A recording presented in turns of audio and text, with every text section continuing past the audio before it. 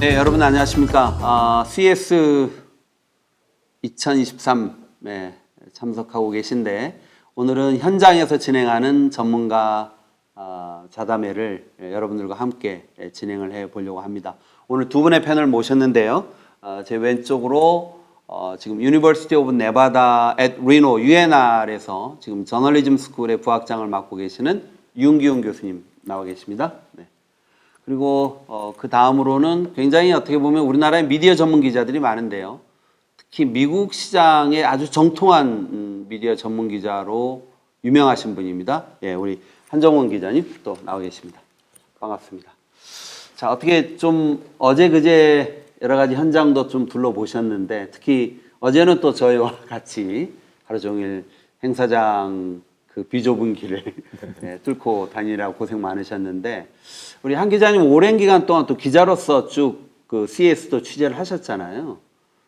올해 CS의 큰 흐름들을 정리를 해보면 뭐 그게 트렌드일 수도 있고요. 몇 가지 특징을 뽑아 본다면 어떻게 좀 정리를 해볼 수 있을까요? 네, 뭐 말씀하신 대로 CS는 매년 또 기자들도 그렇지만 이제 협회에서도 그 트렌드를 적어서 이제 숫자로 이렇게 제시를 하는데요. 네. 그 중에서도 몇 개 있지만 저는 사실 한 5개 정도로 생각을 하고 있거든요. 뭐 사업자도 관련이 깊은 또 메타버스가 있고 네. 그리고 스마트 TV의 진화 그런 부분이 있고 그다음에 모빌리티 네. CS가 아주 중요하게 생각하는 부분이죠. 그리고 디지털 헬스텍 그리고 그다음에 게임 이런 식으로 아마 있고 전시회가 또 그렇게 테마 위주로 전시가 되고 있습니다. 그 우리 윤기훈 교수님도 사실 굉장히 거의 빠지지 않고 매년 참석하시죠? 예, 코비드 때문에 모두 이거 빼고는요. 네. 올해 뭐 딱 그 우리 한 기자님한 5가지 주요 메인 분야를 좀 선정을 하셨는데 그 중에서도 이렇게 딱 눈에 들어오시는 부분이 있던가요? 그 일단은 제가 딱 그 전시장에 들어갔을 때 좀 압도했던 부분은 굉장히 그 커다란 트럭이 하나 와 있었어요. 네. 그 카라필트 트럭이 광산업에 쓰는 엄청난 큰 트럭이 와 있었고 그게 이제 자율주행으로 최초로 그 운영이 되고 있었던 이미 사람들이 생각할 때 자율주행이 뭐 최근에 이루어지고 있고 혹은 별로 이루어지지 좀 문제가 있는 부분이 많이 있고 테슬라를 타시는 분들은 특히 그런 걸 많이 느끼고 있을 텐데 광산업은 이미 10년 전부터 그 자율주행을 이용해가지고 광산업을 하고 있거든요. 그러니까 이제 그 부분에 대해서 저는 그거를 가조리라고 생각은 못했는데 그 엄청난 트럭 그 사람 크기의 키 크기의 한 5배 이상 정도 되는 그 트럭 타이어 사이즈만 해도 사람 2명 정도 키 크게 되는 트럭을 가져와서 디스플레이 했던 게 굉장히 인상이 깊었습니다. 네. 저도 사실은 우리 교수님하고 그 캐터필러 그 트럭 옆에서 이렇게 손을 끝까지 들어서 사진을 찍었는데도 타이어 하나가 손을 뻗은 키보다도 크더군요. 그래서 저희가 웃으면서 야, 이거 도대체 이거를 전시장 안으로 도대체 어떻게 들였을까 이런 얘기를 했는데 그게 10년 전부터 그런 트럭이 자율주행으로 운행됐다는 설명을 해주셨는데 대단한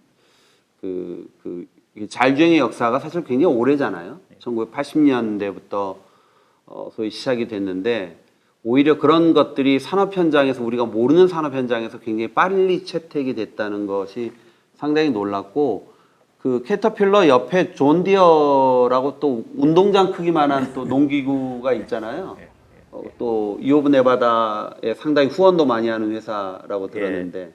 존 디어가 그 미국 기업 중에 농업 관련 트랙터나 농업 관련 기계들을 거의 독점적으로 그 서플라이를 하고 있죠. 네. 그래서 근데 그 이번에 특히 그 전시된 부분에 있어서는 그 IoT 같이 커넥티드된 상태 혹은 그 커넥팅 상태이기 때문에 또 리모틀리 그 원격 조정이 가능한 그런 기구들을 많이 선보였고요. 거기에다 이제 센서가 더해지니까 원격 조정이 보다 현실적으로 다가오는 느낌. 느낌이었습니다. 거기에 이제 메타버스를 결합할 경우에는 정말로 그 안에 있지 않으면서 그 실제로 타고 있지 않으면서 탄 것 같은 느낌으로 그 모든 것을 제어할 수 있는 상태가 되는 거죠. 특히 그 좀 전에 말씀하신 카타필러 같은 경우에는 그 시연을 두 가지를 했는데 하나는 그 포크레인이죠, 한국에서 포크레인을 그 멀리서 그냥 게임하는 것처럼 앉아서 그 실제로 흙을 실제로 그 포크레인은 일리노이에 있는 포크레인이었었고요. 실제로 파는 거를 보여주는 몇 가지 그 센서와 그리고 비주얼을 카메라를 가지고 실제로 운영할 수 있는 모습을 보여주는 것이 굉장히 놀라웠고요. 그 포크레인하고 또 이제 하나는 그 불도저 두 개를 보여줬는데 그 센서들이 카메라와 함께 그 일종의 파일럿이 비행기를 운영하는 것처럼 그 안에 그 디텍트를 해서 그래서 문제가 있을 경우에 물론 뭐 고치는 사람이 거기에 투입이 되겠죠. 그런 식으로 해서 굉장히 산업화된 가능성이 있는 모습들을 이번 전시장에서 많이 보여줬습니다.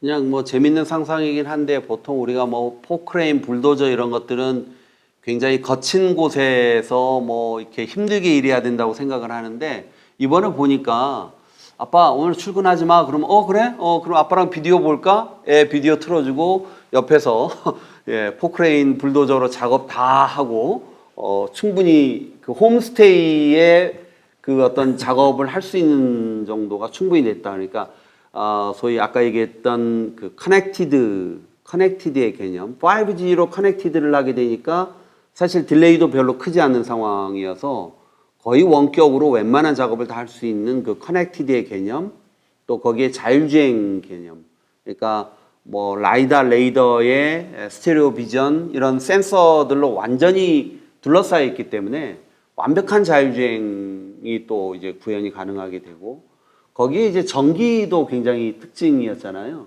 그 운동장만한 농기구가 전기 충전으로 이루어진다는 것도 상당히 저는 재밌게 봤거든요.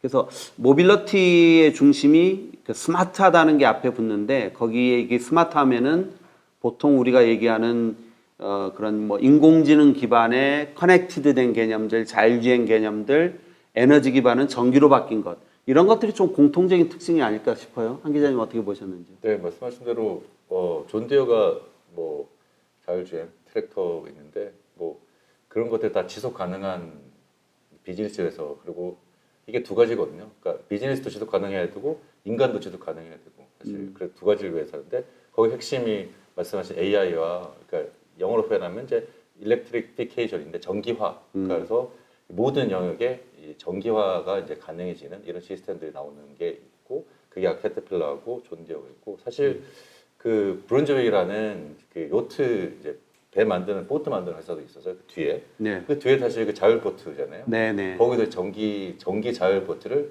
HD 현대도 마찬가지고 사실 이런 것들 이런 대형 시스템들이 전기하고 자율주행을 통해서 이루어지고 생산도 높이고 인간의 삶의 질도 높여지는 이런 것들이 이번에 CES에서 주요 핵심 테마로 소개됐습니다. 네. 그 좀 역사를 돌이켜 보면 2013년, 14년쯤으로 생각이 되는데 그때 그 컨벤션 센터의 노스홀에 자동차가 몇 대가 그냥 덩그러니 놓여졌던 적이 있어요. 그때는 아무도 아니 왜 가전쇼인 CES에 자동차? 그랬는데 2015년 바로 그 다음해일 겁니다. 아마 라스베가스 블리바디의 벤츠 자율주행이 그것도 야간 주행에 성공하고 포드의 회장이 자동차는 이제부터는 소프트웨어 산업이다 이렇게 선언을 했던 것이 벌써 10년 전이 돼가네요. 예, 그러니까 상당히 그 기간 동안에 소위 자동차와 전장 산업이 거의 가전 산업의 프론트라인으로 지금 전진 배치됐다. 2023년은 거의 원년이라고 봐도 되지 않을까요? 어떻게 보세요?